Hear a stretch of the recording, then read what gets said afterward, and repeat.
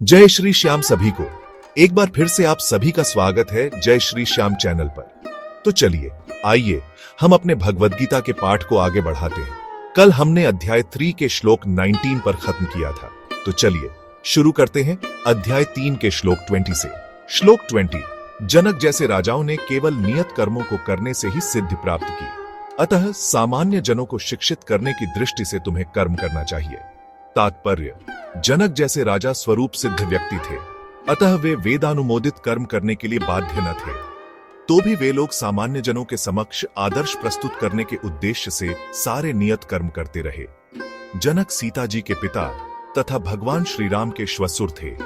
भगवान के महान भक्त होने के कारण उनकी स्थिति दिव्य थी, किंतु चूंकि वे मिथिला के राजा थे, अतः उन्हें अपनी प्रजा को यह शिक्षा देनी थी कि कर्तव्य पालन किस प्रकार किया जाता है।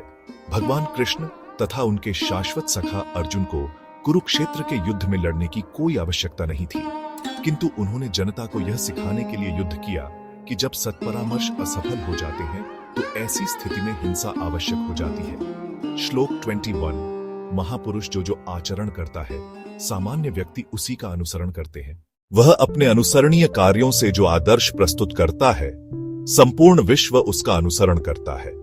सामान्य लोगों को सदैव एक ऐसे नेता की आवश्यकता होती है। यदि नेता स्वयं धूम्रपान करता है तो वह जनता को धूम्रपान बंद करने की शिक्षा नहीं दे सकता।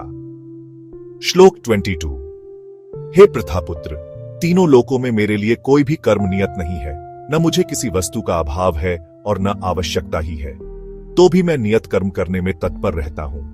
वैदिक साहित्य में भगवान का वर्णन इस प्रकार हुआ है, तमीश्वराणां परमं महेश्वरंतम देवतानां परमं च दैवतम।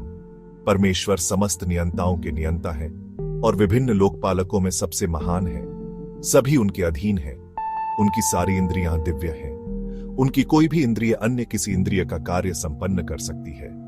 फिर भी क्षत्रियों के नायक के रूप में भगवान कृष्ण कुरुक्षेत्र की युद्ध भूमि में कार्यरत हैं। श्लोक 23, क्योंकि यदि मैं नियत कर्मों को सावधानी पूर्वक न करूं तो हे पार्थ, यह निश्चित है कि सारे मनुष्य मेरे पथ का ही अनुगमन करेंगे।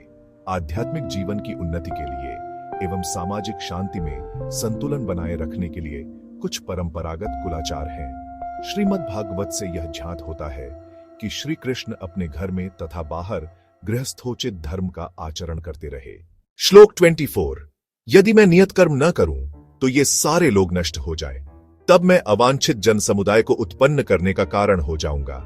भगवान समस्त जीवों के पिता हैं और यदि ये जीव पथभ्रष्ट हो जाए तो अप्रत्यक्ष रूप में यह उत्तरदायित्व उन्हीं का है। हम गोवर्धन पर्वत उठाकर भगवान का अनुकरण नहीं कर सकते, जैसा कि भगवान ने अपने बाल्यकाल में किया था। श्लोक 25, जिस प्रकार अज्ञानी जन फल की आसक्ति से कार्य करते हैं, उसी तरह विद्वान जनों को चाहिए कि वे अनासक्त रहकर कार्य करें।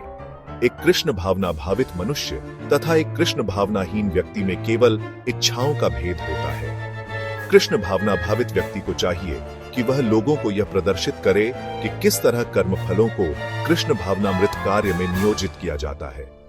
तो आज के लिए इतना ही हम अध्याय 3 के श्लोक 25 पर खत्म कर रहे हैं। इसके आगे हम श्लोक 26 से कल करेंगे शुरुआत अपनी अगली वीडियो में। तो आज के लिए आप सभी से जय श्री श्याम।